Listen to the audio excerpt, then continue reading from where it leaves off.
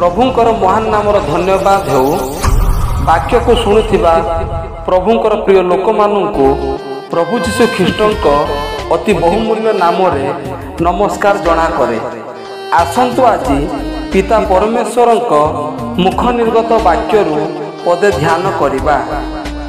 अतएव विश्वास श्रवणरू जात हुए और श्रवण ख्रीष्टंक वाक्य द्वारा हुए। रोमियो 10 अध्याय तार 17 पद। एही जीवंत वाक्य बुझिबा पाई समस्त को प्रभु साहाय्य करंतु। एही वाक्य द्वारा प्रभु आपण मानक परिवार को बाहुल्य रूपे आशीर्वाद करंतु। धन्यवाद। आमेन।